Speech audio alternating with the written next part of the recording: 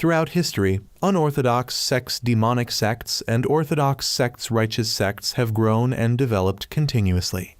However, one day, the righteous sects could no longer tolerate the situation and decided to join forces to attack the dwelling of the demonic sects. The leader of the demonic sects asked the righteous sects why, since the demonic sects' establishment, they had never done anything that defied the heavens or violated moral principles, yet they were being hunted down so ruthlessly. The righteous sects claimed that the demonic sects had killed their messenger. The demonic sect leader defended himself, stating that the messenger had insulted his disciples, leaving him no choice but to act. The righteous sects refused to believe this and launched an all-out attack. Despite the demonic sect leader proclaiming that he feared no one, he was ultimately defeated and turned into a fish. 13 years later, the once thriving stronghold of the demonic sects was now in ruins. However, a young boy named Vu Renji, the son of the demonic sect leader, came to this desolate place. Renji had just returned with groceries, and the demonic sect leader was deeply worried, fearing his son might accidentally reveal their true identities. Renji, however, believed that the righteous sect warriors in the valley were not as evil as his father described because he saw them helping the elderly and children. Nevertheless, his father reminded him that if they ever discovered his identity as part of the demonic sect, they would show no mercy. Indeed, many of the surviving members of the demonic sect had been found and beaten severely. Thanks to the leader's prudence, they had chosen to reside in their old hideout, successfully evading the righteous sect's pursuit. Wanting to help his son live a better life and restore the sect's reputation, the leader came up with a plan to rehabilitate their image. He decided that Renji must earn the certificate of virtue issued by the Martial Alliance. Only with this certification could they be recognized as part of the righteous sect and rise from their lowly status. When Renji suggested forging the certificate, his father rejected the idea, explaining that the certificate could only be obtained through study and examinations. The leader had already arranged for Renji to enroll in a nationally renowned school. Despite its prestige, the school had affordable tuition fees and provided food and accommodation, making it possible for Renji to start his studies immediately. Renji was eager to go, but his father insisted on finding him a bodyguard for safety. The bodyguard, Uncle Lee, had a rugged, streetwise appearance. While the leader repeatedly emphasized the importance of keeping their demonic sect background a secret, Uncle Lee's appearance seemed to contradict this advice. Uncle Lee assured Renji that he would protect him well. The leader then began a heartfelt farewell speech, but before he could finish, Uncle Lee and Renji left hastily. As Renji departed, the leader reminded him once again to never reveal his true identity and to study hard to earn the certificate of virtue. Thus, Renji embarked on a new journey. What awaited him in the future? The Library of Virtue, located at the foot of the mountain, was an institution with a history of over 100 years. Originally established by the Martial Alliance to train talents and enhance martial skills to combat the demonic sect, the library now served as a training ground for righteous sect heroes. To enroll in this school, one had to possess exceptional talent. Graduates of the school were awarded the Certificate of Virtue by the Martial Alliance, a recognition of their status as righteous individuals. On their way to the school, Uncle Lee insisted that Renji carry him, claiming it was part of his training to build stamina for the school's entrance exams. Upon arriving at the school gate, they were astonished to see a long line of applicants. Joining the queue, they soon heard an announcement that everyone would be searched to prevent demonic sect disciples from infiltrating the school. Anyone found to be a member of the demonic sect would be executed on the spot. As the announcement ended, a man was thrown out of the line. A fierce-looking individual named Kang, a senior guard at the school, stepped forward. Uncle Lee identified Kang and explained to Renji that he was one of the school's high-ranking enforcers. Kang commented that the man was wearing clothes with the word demon boldly written across his chest and claimed not to be part of the demonic sect, which was clearly a lie.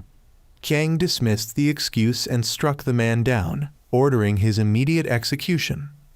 Witnessing this, Renji realized the grim fate awaiting any discovered demonic sect member.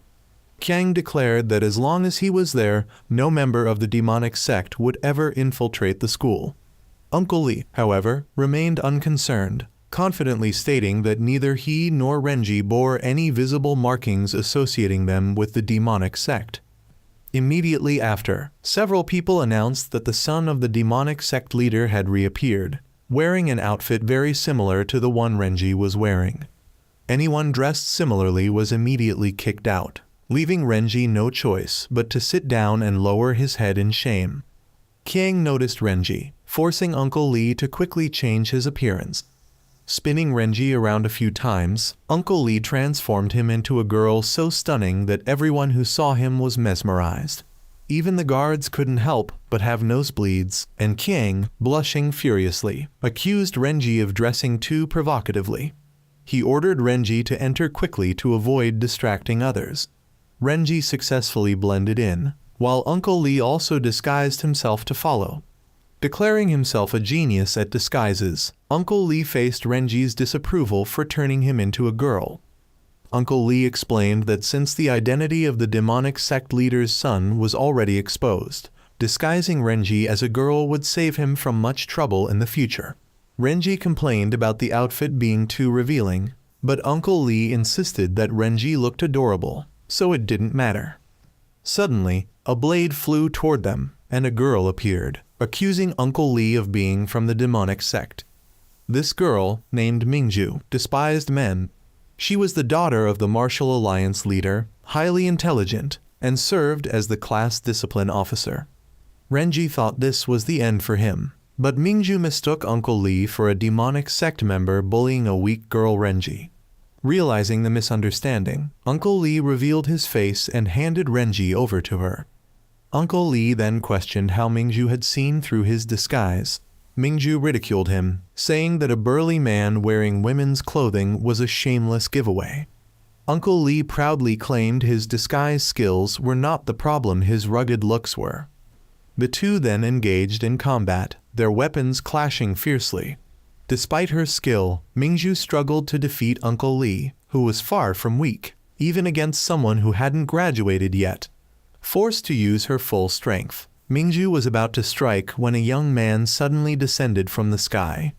Taking advantage of the ensuing chaos, Uncle Lee escaped, promising to secretly watch over and protect Renji so he could focus on his studies. Mingju scolded the young man for allowing the demonic sect member to escape, but he argued that he had just saved the two girls. Renji thanked him, but the young man dismissed it, saying his family had always taught him to fight evil. It was simply his duty. However, Mingju was upset because she had intended to capture the demonic sect member, but the young man had let him slip away. He insisted that he deliberately came to rescue the two weak girls, which only angered Mingju further. She resented being called weak, especially since he had never beaten her in combat. As Renji tried to slip away, Mingju grabbed his hand and dragged him along. The young man suddenly asked them if they had any toilet paper, admitting he had come to find a bathroom. Renji gave him a piece of silk fabric to use temporarily, and the young man promised to wash and return it. He asked Renji's name to befriend him, but had to run off before Renji could answer, unable to hold it any longer. Mingju grumbled that this was why she hated men. They were arrogant, crude, and clumsy. Hugging Renji, she declared that girls were the best, so cute and lovable. The two introduced themselves, and Mingju assured Renji that if he ever had trouble, he could come to her for help. Renji, however, was anxious to return to his male form to avoid spending years at the school dressed as a girl. Mingju, oblivious to his discomfort, insisted on taking him on a school tour. During the tour, Mingju asked Renji how much he knew about the demonic sect. Nervously, Renji denied any connection to them. Mingju then pulled out a picture of Renji, making it clear that his true identity had been partially exposed. She read out information about the son of the demonic sect leader, mentioning that he traveled with an attendant named Lee, known for his disguise skills. However, she still didn't know the son's name. Renji, sweating profusely, feared that Mingju was getting too close to the truth. Assuming she had frightened him, Mingju decided to protect Renji and take care of him from now on. When Renji asked what she would do if she found the demonic sect leader's son, she coldly declared that she would eliminate him. Terrified, Renji vowed to keep his identity hidden at all costs. Mingju promised to look after him and escorted him to the enrollment ceremony. When Mingju escorted Renji to the location, she left to prepare for the ceremony. Renji thought he would soon be able to make friends here. Mingju reappeared to welcome everyone to the school. Then, the headmaster stepped out to give a speech, but he spoke so slowly that it was as if he were mimicking the sloth from the movie Zootopia. His pace was agonizingly slow. He would finish one sentence while everyone had already dozed off. Mingju, not wanting to waste the auspicious timing, urged the headmaster to speed up. At that, the headmaster asked everyone to shout out the school's motto. The crowd roared, "Eradicate the demonic sect, break their bones and grind them into ashes. If you encounter anyone from the demonic sect, fight to the death and show no mercy." Renji began to deeply understand his father's warnings. He considered using this opportunity to sneak away, but Kang had already been assigned to guard the entrance. Panicked, Renji retreated into the crowd. As fear consumed him, Mingju and the headmaster began hoisting the school flag. To Renji's shock, the flag depicted a straw effigy modeled after him. Mingju then shot a flaming arrow, setting the effigy ablaze. The crowd cheered wildly as the head of the straw figure was launched into the air and exploded like fireworks. A spherical object then descended from the sky, and everyone recognized it as the lucky gift orb. Chaos erupted as people scrambled to claim it, but amidst the commotion, Renji spotted an escape route and tried to flee. Just as Renji dashed toward the exit, the orb inexplicably fell into his hands, catapulting him straight onto the stage. Mingju seized the opportunity to ask Renji to introduce himself to everyone. Renji, realizing his disguise was on the verge of being exposed, felt trapped. As the orb's recipient, Renji was honored with a special gift from the headmaster. He was asked to introduce his name and sect affiliation. Renji stated his name and nervously explained that he did not belong to any sect. Some were skeptical, but the headmaster reassured them that anyone who wasn't from the demonic sect was welcome to join the school. Renji received a wooden statue crafted by a famous artisan as his prize, along with the promise of gaining the strength of the headmaster's 10 years of cultivation. The headmaster extended his hand, preparing to transfer his inner power to Renji. Alarmed that the headmaster might sense his demonic aura, Renji repeatedly declined, causing everyone to think he was being pretentious. Despite his protests, the crowd interpreted his refusal as a noble decision to cultivate on his own. The headmaster, unwilling to back down, eventually unleashed his energy onto Renji, who immediately felt lighter and more powerful. Mingju explained that the headmaster was the type of person who always followed through once he had made up his mind. However, Renji quickly noticed that the padding Uncle Lee had placed on his chest to enhance his disguise had fallen off during the transfer of energy. The crowd froze in shock. Renji realized his disguise was compromised.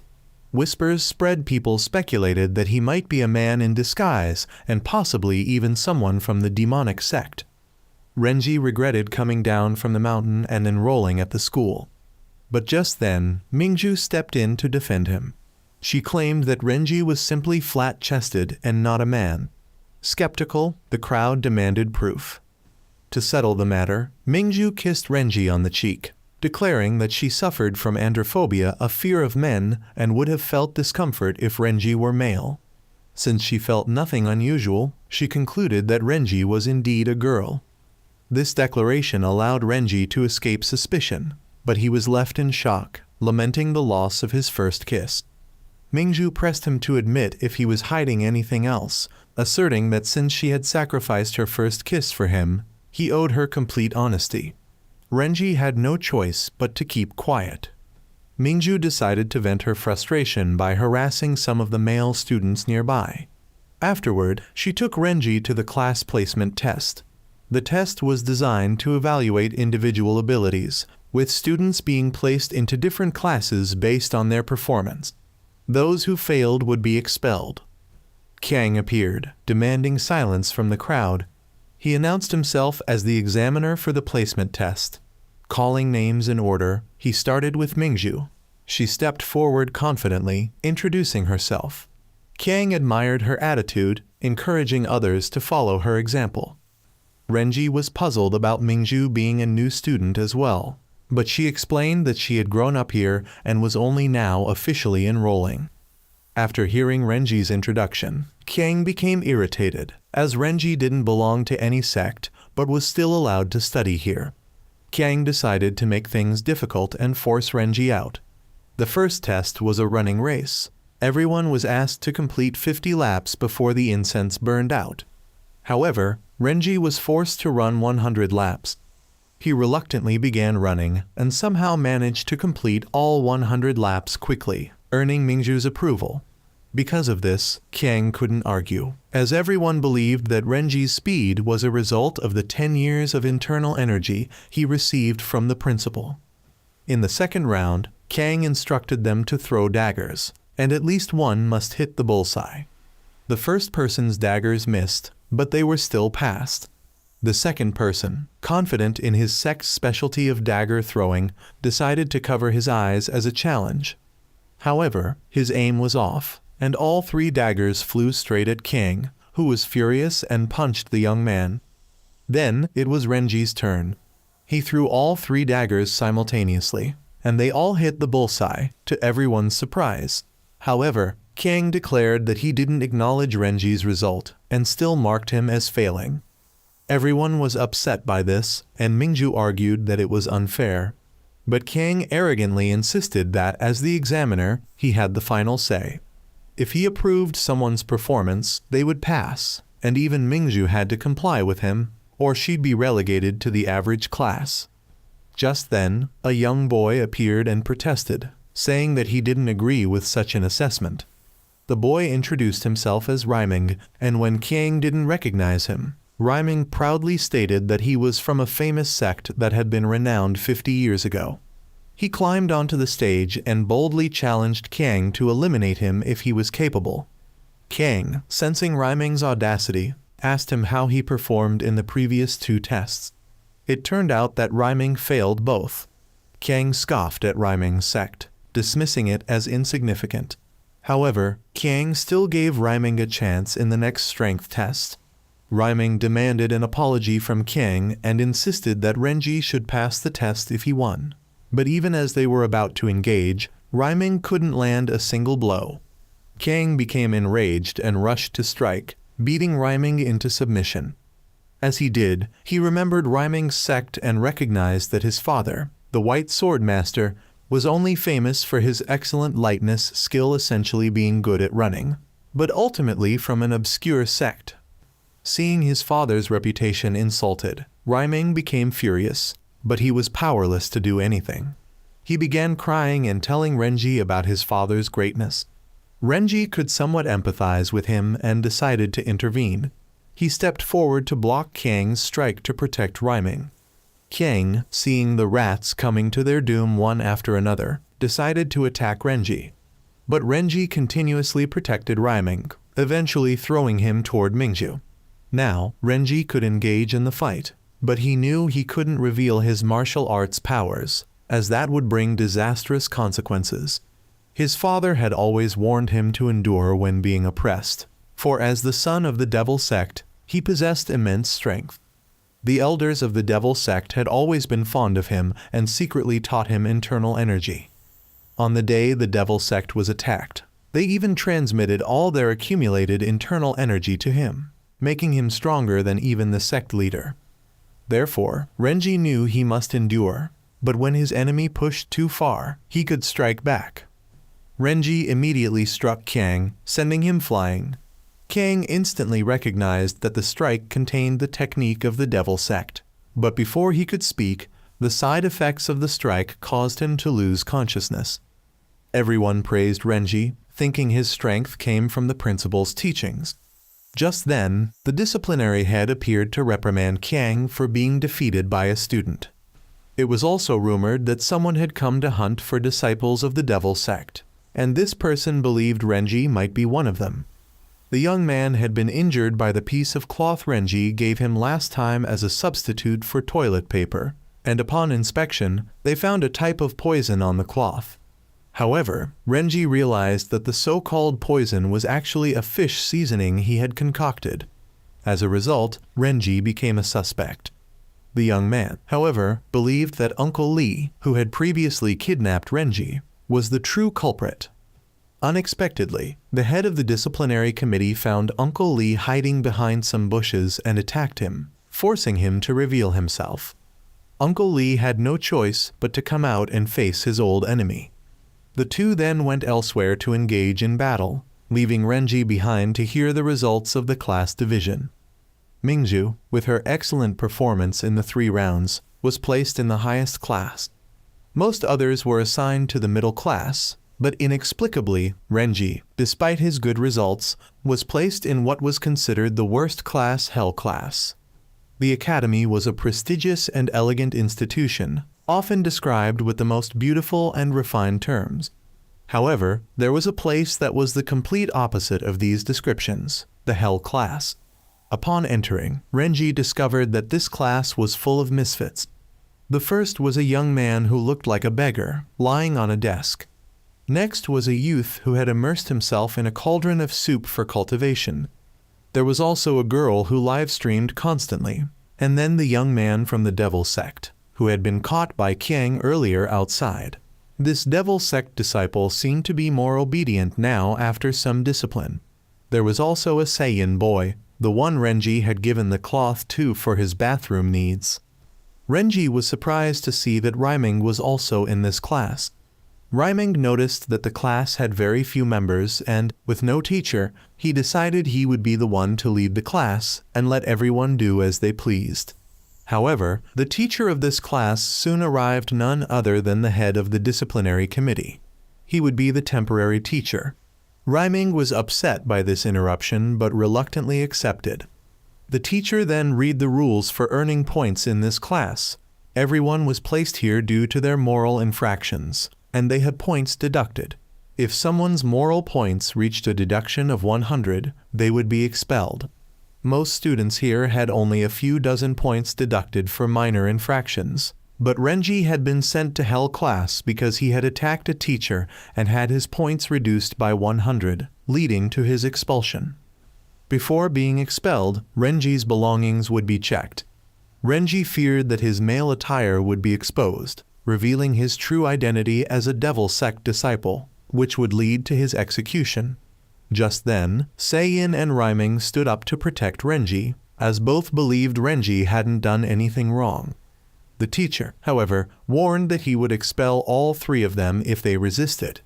To everyone's surprise, Mingju arrived as well. She too wanted the teacher to leave Renji alone, arguing that Renji had attacked the teacher because he had been forced into the situation. But the teacher was uninterested in excuses. Breaking the rules was still a crime, intentional or not. Mingju then decided to resign from her position in the disciplinary committee, accepting that she would be labeled as someone who opposed the teacher and questioned the rules. As a result, she would be transferred to Hell class with Renji. The teacher, seeing her decision, told her to stay in the class and rot with the others.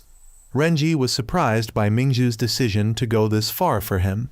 He then asked the teacher about a hypothetical situation. If someone was in trouble and another had no choice but to help, even if it violated the rules, would the teacher consider this a bad or good action?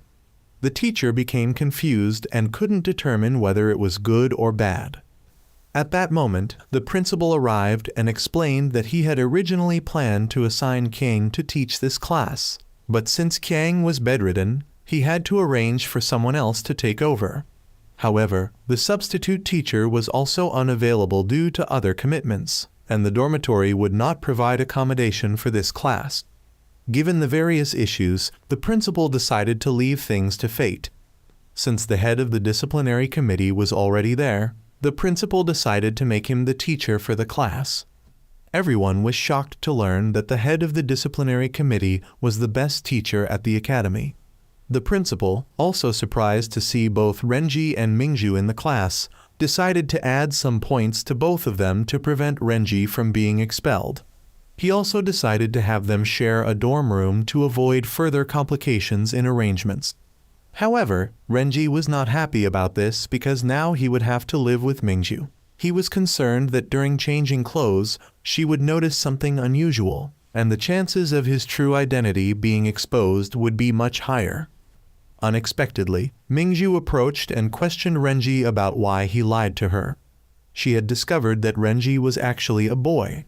Renji was baffled as to how she figured it out, but Mingju revealed that she had found his male clothes in his luggage. She didn't expect Renji to surprise her in this way. She then demanded that Renji explain his true purpose for being there. Renji said that he only wanted to live peacefully and obtain a good person certificate, but Mingju didn't believe him. She argued that disciples of the devil sect were all liars. Renji then yelled that he was not what she described, and his power surged around him, knocking Mingju's spear away. Mingju demanded that Renji stop, but Renji insisted that she listen to his explanation first. His power caused Mingju's clothes to tear, forcing her to listen to him. After hearing his story, Mingju still had some doubts about Renji's purpose for being there. However, after spending the whole day with him, she noticed that Renji always tried to help others and didn't seem like a bad person. But she was still conflicted, as he was from the devil sect, which made things complicated. While she wasn't sure whether to report him to the academy, Renji's pitiful expression made her soften, and she decided to give him a chance. She would personally supervise him to see if he was truly a good person, as everyone deserved a chance. She then reminded Renji that he still had to continue pretending to be a girl because she had kissed him in front of everyone. If his true identity was exposed, she would be embarrassed in front of the whole academy. Renji, thinking that Mingju was the most upright person he had ever met, was taken aback when she added that if he turned out to be truly evil, she would dismember him and send the pieces to his father. Renji quickly realized that Mingju was even scarier than anyone else. Seeing that it was getting late, Mingju told Renji to go to bed. However, Renji suddenly shivered and asked what would happen since there was only one big bed in the room. Realizing that Mingju seemed to be getting angry, Renji decided to sleep on the floor, as he had done at the devil sect. But Mingju grabbed her spear and thrust it into the center of the bed. She warned him that if he crossed the line, she would immediately strike him. That night, while sleeping, Mingju kept mumbling and complaining about why Renji had to be a boy. Renji thought that he could relax and stay in the academy now that he had friends. However, Mingju suddenly sleepwalked and threw her spear up into the ceiling, causing it to fall directly where Renji was sleeping. She then pulled Renji over to hug him, preventing him from sleeping. The next morning, Mingju woke up feeling refreshed, while Renji, who hadn't slept all night, looked exhausted. The two later met with Seiyin and his roommate. The roommate was a scholar who had spent the whole night writing a poem for Mingju and Renji. However, his eyesight seemed poor, as he mistook the two friends for wild animals. Renji spoke up, asking him to correct his mistake, but the scholar still bowed to the trees. Renji stepped forward, took the paper, and was confused about what it was. Seiyin realized it was something the roommate had written overnight and complained about how the male dormitory was terrible, with only one bed per person. He asked about Mingju's room, but she punched him for being too nosy. Rhyming then appeared, along with his roommate, Xingping. Before they could greet each other, the teacher arrived. He was shocked to find himself, as the head of the disciplinary committee, now teaching a class at the worst class in the academy. However, the situation was already set, so the teacher intended to teach the class with the strictest discipline. He told the students that they should abandon any illusions about a pleasant school life, because there would be none in this class. The first lesson would involve drawing a circle and having two students test their internal martial arts within it. If anyone could push their opponent out of the circle, they would gain points. On the contrary, if they lost, they would have points deducted. Renji was worried that his devil sect martial arts would be exposed, but Mingju reassured him, telling him that as long as he fought her, there was no risk of exposure. However, the teacher had anticipated this. He assumed that Renji had already received internal power from the principal, so he would have an advantage over ordinary students. Therefore, the teacher would fight Renji instead. At that moment, Mingju entered the ring to fight the nearsighted scholar. However, her mind was preoccupied with Renji. The teacher was known to despise the devil sect, and if Renji's identity was exposed, the teacher would likely tear him apart. If Renji lost, he would be deducted points and expelled. Lost in thought, Mingju didn't pay attention to the match, but won as the scholar accidentally stepped out of the ring. The next match was between Xingping and the reformed devil sect disciple. Xingping rushed forward and used a technique to smother her opponent, causing him to suffocate and lose.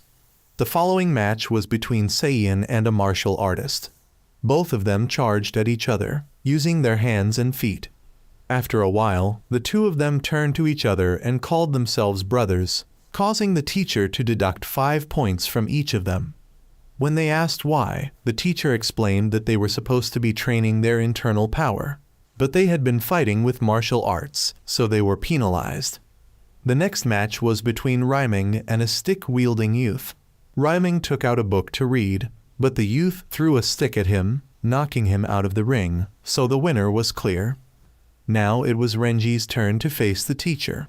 The teacher stepped into the ring and extended his hand, inviting Renji to enter. Renji reassured Mingju, telling her not to worry because he would be fine. The teacher then made it clear that he wouldn't go easy on Renji just because he was a student. Renji had embarrassed him before, so now the teacher would make sure Renji would be expelled. The teacher suddenly launched an attack from behind. Renji quickly blocked it, but Mingju was worried that Renji had used devil sect internal power to block, which would expose him. However, Renji had luckily used the principal's internal power in his hand to block the attack. The teacher was surprised that Renji used his trump card right at the start. Enraged, the teacher decided to teach him a lesson. The teacher then relentlessly attacked, pressing Renji back, but Renji continuously parried his blows. The teacher regretted that Renji would soon face the next attack. The teacher gathered his internal power into a single blow, creating a massive sword-like strike. Renji couldn't dodge it and took the full force of the attack, leaving him badly injured. Renji panicked, realizing that his torn clothes could easily reveal that he was a boy. However, Mingju quickly intervened, claiming that the teacher had intentionally tried to humiliate Renji, preventing him from fighting. Everyone began calling the teacher an old man who played dirty. The teacher then ordered Seiyin to take off his shirt, but Seiyin thought the teacher had inappropriate intentions. The teacher then demonstrated his power to intimidate Seiyin. He said that he had his own teaching methods and Renji should consider himself part of the devil sect because the sect was made up of shameless scoundrels who were willing to play dirty to win. Just hesitating for a second could mean death. Renji was enraged by the teacher's insults about the devil sect. The teacher believed that his actions could never compare to the vile deeds committed by the devil sect.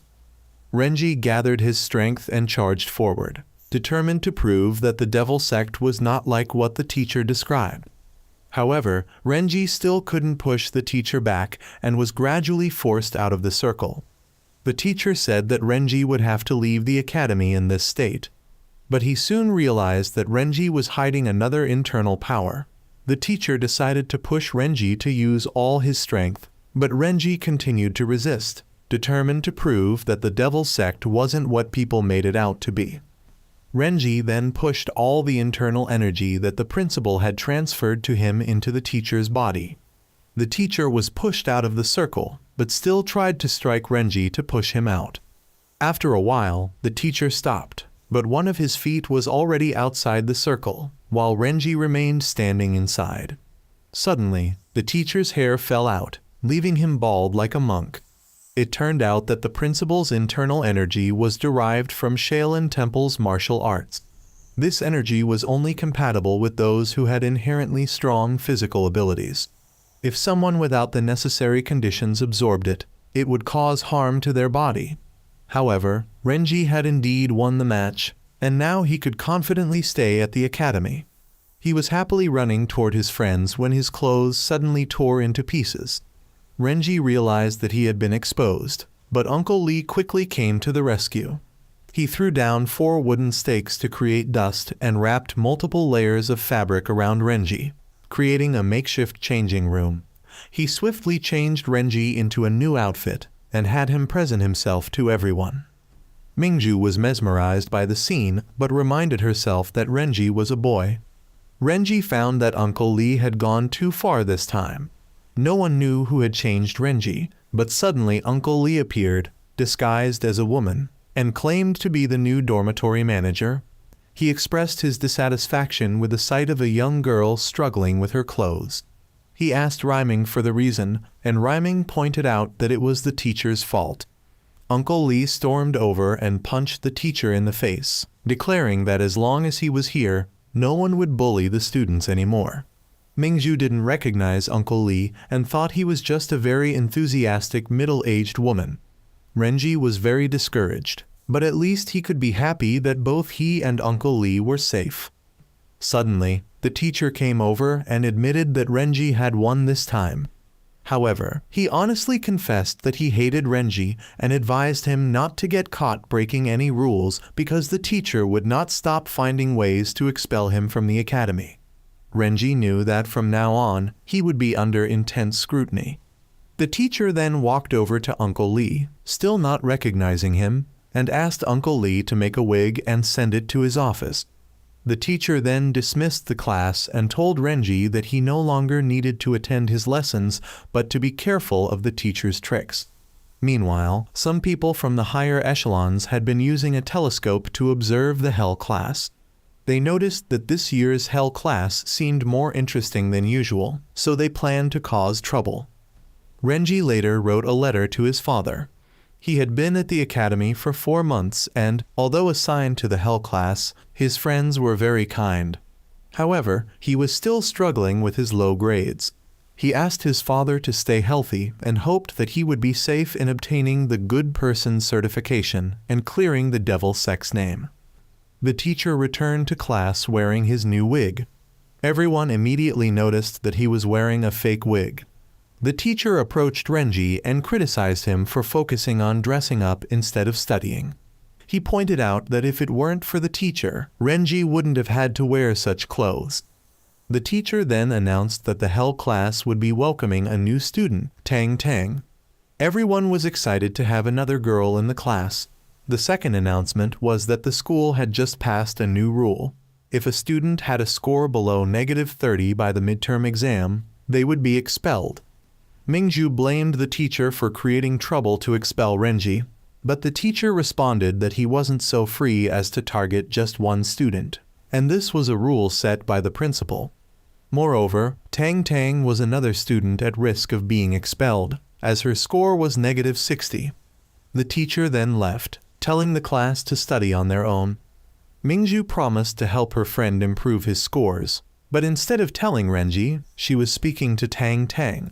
However, Tang Tang seemed to ignore her and walked away, making Mingju realize that Tang Tang might be a difficult person to deal with. Tang Tang then ran into Rhyming, who demanded that she acknowledge him as the leader of the class.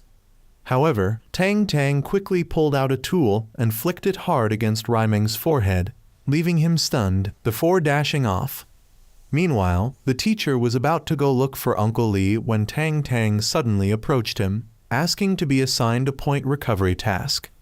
The teacher was surprised that she even knew about this hidden mission. Right then, Renji also expressed his desire to join the task.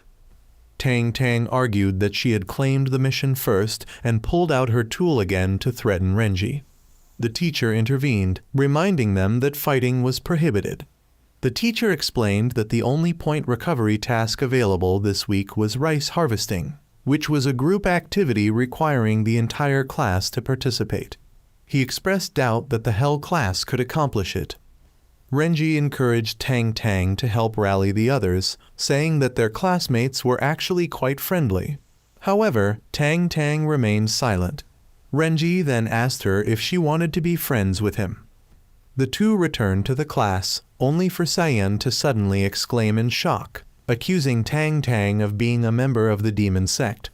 Renji feared that his own secret had been exposed, but it turned out that Cyan was actually referring to Tang Tang.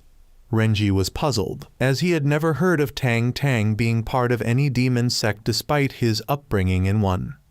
According to rumors, Tang Tang's sect leader had collaborated with the demon sect, but was exposed, leading to his death. As a result, people remained unsure whether Tang Tang was aligned with the righteous sects or the demonic ones. Everyone began gossiping about the demon sect, which made Renji feel hurt. He stepped forward to defend Tang Tang, asserting that she had done nothing wrong and that it was unfair to judge her based solely on rumors. He believed Mingju would understand his point better than anyone else. Mingju realized that Renji never actually confirmed Tang Tang's affiliation with the demon sect, so perhaps she wasn't a member after all. However, Tang Tang declared that she didn't need anyone's trust and walked away. She left to start the task on her own. Rhyming thought Tang Tang was looking down on the class, but Mingju revealed that the Hell class was often underestimated because they were always behind schedule compared to other classes. Tasks for earning points were also scarce for them. Seiyin and Rhyming only then realized the existence of these point-earning tasks. Mingju mentioned that this information was written in the student handbook, though it seemed none of them had bothered to read it. Seiyin and Rhyming quickly dragged Renji along to start the task. Renji was surprised to find that the school grounds had such a vast field of crops. The boys arrived, and the teacher supervising the task noted that all 10 members of the class were present. He explained the task. They had to harvest rice across 10 plots before sunset in order to earn points. Mingju immediately took off her shoes and socks, stepping into the muddy water. But as she felt the cold water, Rhyming jumped in enthusiastically, splashing mud all over her. Rhyming began to sink, and Mingju had to pull him out. As the day went on, little progress was made. The boys were playing with clay instead of working. Mingju worried they wouldn't be able to finish harvesting all 10 plots in time. However, when she looked over at Renji, he seemed to be diligently working. Having grown up helping his father with farm work, Renji found it manageable. He offered to teach Mingju how to harvest if she didn't know what to do. Mingju couldn't help but wonder if Renji was really a young master of a sect, given his familiarity with manual labor. Suddenly, Tang Tang approached the supervisor and handed in the rice she had harvested. She asked if she could earn extra points for completing more than the required amount. The supervisor denied her request, explaining that this was a group task points would only be awarded if the entire group finished. Hearing this, Tang Tang felt frustrated with her classmates. Renji and Mingju, meanwhile, worried about how they would finish the remaining plots in time. Tang Tang glanced at her peers, sighed in exasperation, and went back to work. She used a mysterious device to harvest rice at a much faster pace than usual. Rhyming, on the other hand, was annoyed because the rice plants were taller than he was, making it difficult for him to cut them. The others noticed Tang Tang's extraordinary efficiency, and Seiyin speculated that she was trying to show them up. This motivated him to start working seriously as well. Tang Tang soon finished another plot, prompting Renji and Mingju to approach her and ask what tool she was using. Recalling how Renji had defended her earlier, Tang Tang decided to share her tool with him. With this tool in hand, Renji and Mingju started cutting rice stalks, noticing how much faster the work progressed. Rhyming called everyone back, pointing out that there were more tools available. Each classmate grabbed one, and they all began harvesting as quickly as possible. By the end of the day, the entire task was finally completed. Everyone thought they would each receive 10 points, with Cyan particularly excited, as this would allow him to leave the Hell class. However, the instructor announced that the 10 points were to be divided among all 10 participants, leaving each with only 1 point.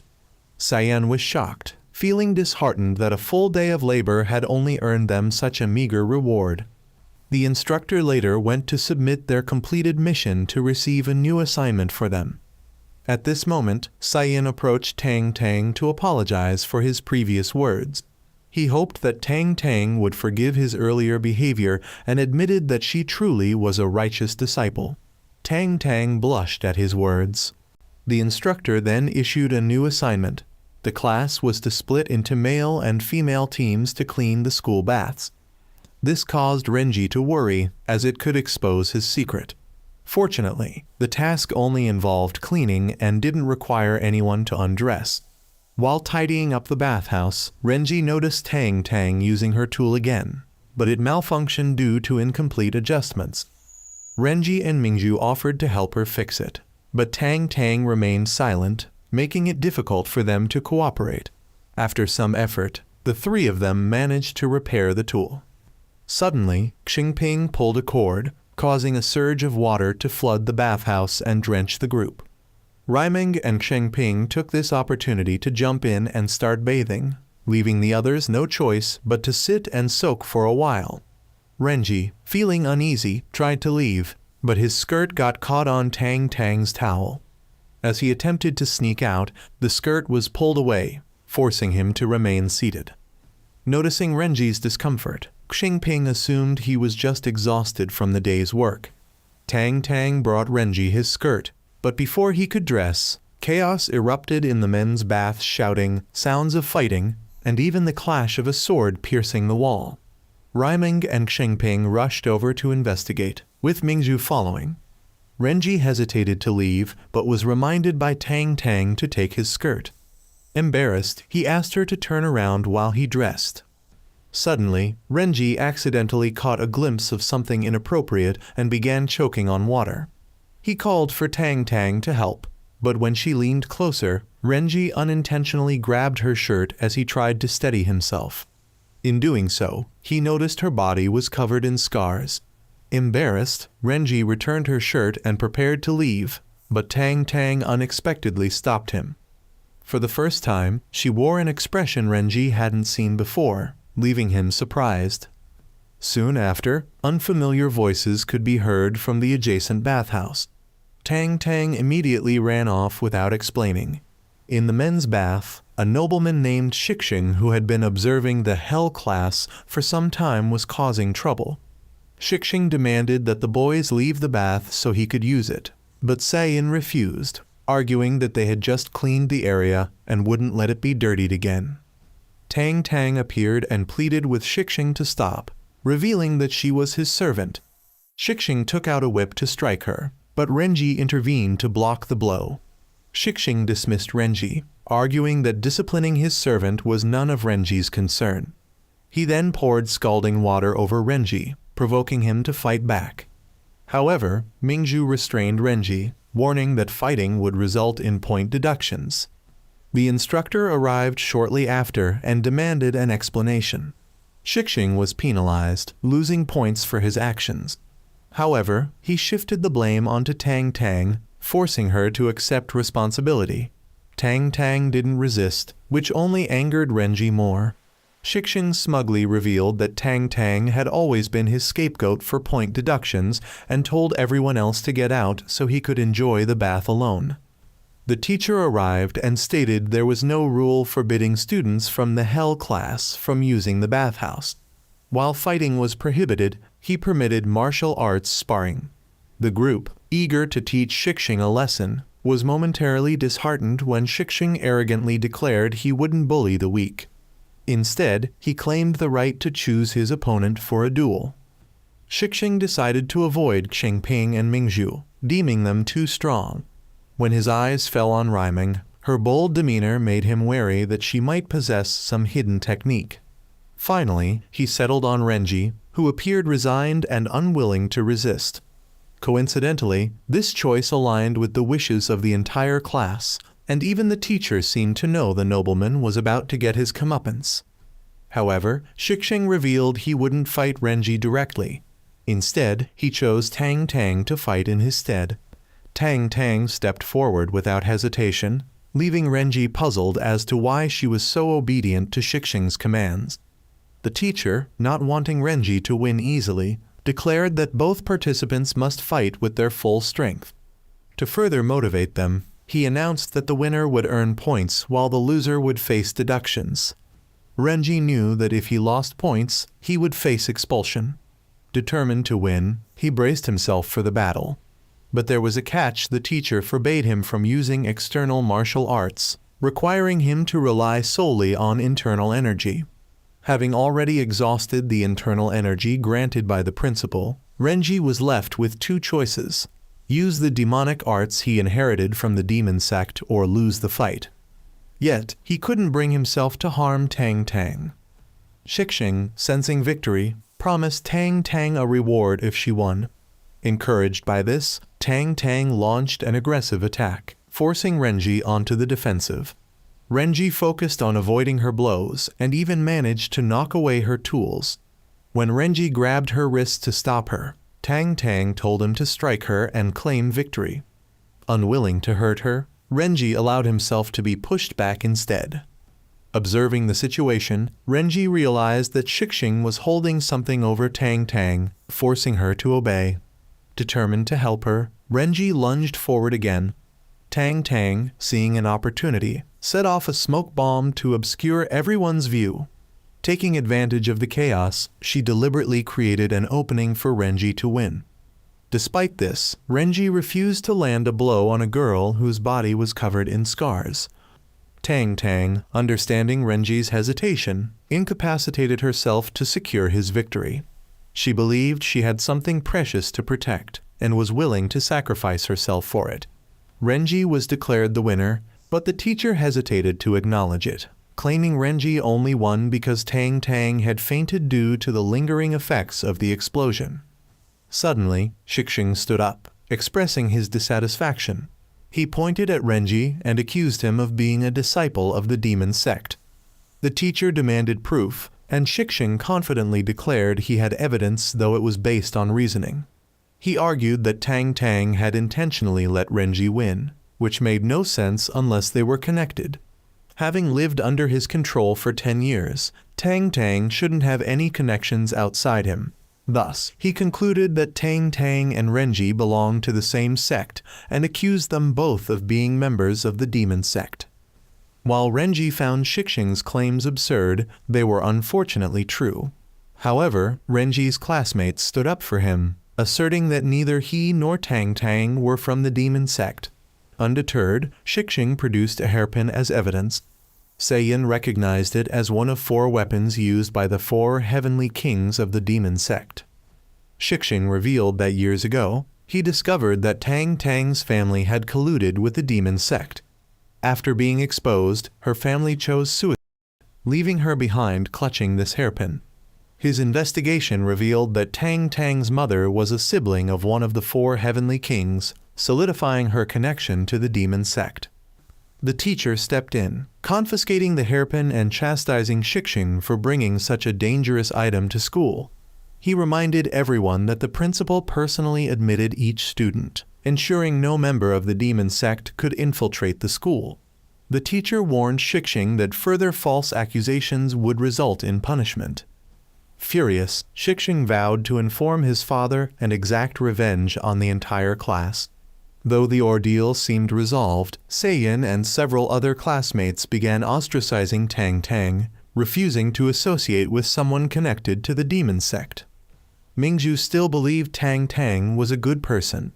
However, no matter how much they cared about Tang Tang, the undeniable truth of her connection to the demon sect was too significant to overlook. Their deep-seated hatred for the demon sect created an insurmountable barrier, making it impossible for them to forgive Tang Tang. Hurt by the rejection, Tang Tang ran away, leaving Renji no choice but to chase after her. Renji called Uncle Lee for help and asked if Tang Tang's parents were truly connected to the demon sect. Uncle Lee wasn't entirely sure, but he remembered that Renji's father was very close to them.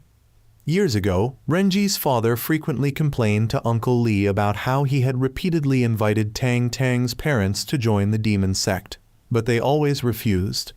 Renji's father was fascinated by their power and wanted them in the sect, but each time he visited, he ended up being beaten instead.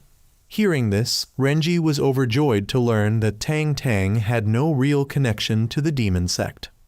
Mingju later came to find Renji, prompting Uncle Lee to slip away. Mingju asked if Renji had found Tang Tang, but he admitted he hadn't yet. He tried to explain, but Mingju told him that regardless of whether Tang Tang was from the demon sect, she was still a good person. Mingju insisted that she couldn't turn her back on a good person in trouble. Inspired by her resolve, Renji devised a plan and asked for Mingju's help. After explaining the details to her, they set it into motion. Disguised as an assassin, Renji infiltrated Shixing's residence and discovered Tang Tang was also there. Shixing blamed Tang Tang for causing him to become the laughingstock of the Hell class. He then produced a sketch of the demon sect's young master and handed it to Tang Tang. Shixing only knew the height and weight of the demon sect leader's son, not his face. He instructed Tang Tang to return to the Hell class and identify a boy matching the description. Once found, she was to sedate him, dress him in the specified outfit, and frame him as the demon sect's heir. This would allow Shixing to accuse the Hell class of harboring the enemy, leading to their expulsion. Tang Tang outright refused. For the first time, she openly defied him. Shixing claimed she owed everything to him, but she still regarded her classmates in the Hell class as friends. Shixing sneered, reminding her that the Hell class had already ostracized her, seeing her as a member of the demon sect. He demanded she stop rebelling and return to being his subordinate. When Tang Tang continued to resist, Shixing threw her aside and began whipping her. At that moment, Renji burst in, slamming Shixing into the wall and landing several punches. Renji declared that he was the one Shixing was looking for. Using magic, Renji restrained Shixing and dragged him deep into the forest. Tang Tang, however, followed and attacked Renji, seeking vengeance against him for the suffering the demon sect had caused her. Renji attempted to flee, but Tang Tang relentlessly pursued him. The chase led them to a combat arena, where Tang Tang hurled tools at Renji and charged at him with a sickle. Renji evaded her attacks, maintaining his distance, but Tang Tang used the ribbons on her body to manipulate the tools for ranged strikes. Renji was shocked by the depth of her hatred for the demon sect. Left with no other option, he unleashed his own power to fight back, slamming Tang Tang into a wall. Renji then launched a flare onto the highest pillar to draw others to the scene. Mingju and their classmates arrived, and Mingju declared that Renji was the demon sect disciple. She also argued that Tang Tang, fighting against the demon sect on her own, clearly did not belong to it. Renji channeled a powerful spell aimed at Tang Tang, but the headmaster intervened, shielding her. The headmaster questioned why the demon sect was causing a commotion and trying to draw attention. The disciplinary chief wanted to intervene, but the headmaster stopped him, emphasizing the student's safety. He insisted on handling the situation personally. Despite this, Renji leapt high into the air and struck the headmaster's protective barrier, breaking through to approach Tang Tang. He urged her to fight him, causing her to recognize who he truly was. Tang Tang detonated a smoke bomb, causing Renji to collapse to the ground. As others rushed forward to share in the credit for her victory, Uncle Lee suddenly appeared. Reading from a note written by Renji, Uncle Lee proclaimed Tang Tang's audacity in injuring the demon sect leader's son. He reminded her that the demon sect always repaid its debts. Uncle Lee demanded Tang Tang state her full name and sect affiliation. Immediately after, Uncle Lee swore that from now on, he and her sect would never coexist under the same sky. He then carried Renji away, thinking they had successfully escaped. However, the headmaster suddenly trapped them both under a large bell, stating that this was not a place they could enter and leave as they pleased. Uncle Lee tried to break the bell but failed, while Renji pretended to remain unconscious, unable to intervene. Renji grew increasingly anxious, fearing that this time the headmaster might truly expose his identity. The headmaster insisted they stay and talk, but Uncle Lee was determined to take his young master away for treatment. At that moment, the disciplinary chief unexpectedly rushed in to confront his sworn enemy. The teacher shattered the bell, freeing them both, for which Uncle Lee was deeply grateful. He promised to settle their grievances in the future and left with Renji. The teacher, however, stubbornly continued to pursue them. Meanwhile, Tang Tang's classmates apologized to her for previously misunderstanding her. However, they all noticed that the son of the demon sect from earlier bore a striking resemblance to Renji from their class. Raimeng pointed out that Renji was a girl, whereas the son of the demon sect was male. Still, the height and build were so similar that they couldn't help but harbor some doubts. Mingzhu then arrived to inform the class that Renji was unconscious due to a falling rock during the earlier battle, and that she needed to take him to the infirmary. The headmaster addressed the incident, explaining that it occurred because Qiang was hospitalized, leaving security lax. He assured everyone that security would be tightened moving forward. He also praised Tang Tang for single-handedly standing against the demon sect, announcing that all her previous point deductions would be nullified. Now that Tang Tang no longer had any negative points, the headmaster asked if she would like to join the advanced class. Everyone eagerly invited her to the advanced class, but Shixing still claimed that Tang Tang belonged to him. In response, Tang Tang punched him squarely in the face and then grabbed a whip, mercilessly lashing him repeatedly.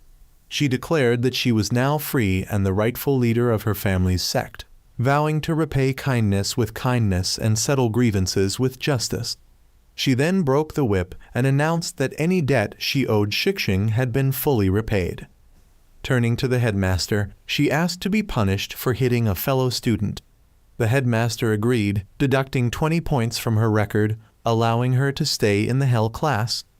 Everyone rejoiced that Tang Tang had chosen to remain with them. Renji, meanwhile, returned to his room with Mingzhu. He was so worried about his secret being exposed that he couldn't sleep. He confided in Mingzhu, shocking her with the truth. Suddenly, Tang Tang appeared at their door, leaving Renji feeling as if his soul had left his body. However, Tang Tang only wanted to speak privately with Renji. And with that, the episode temporarily came to an end.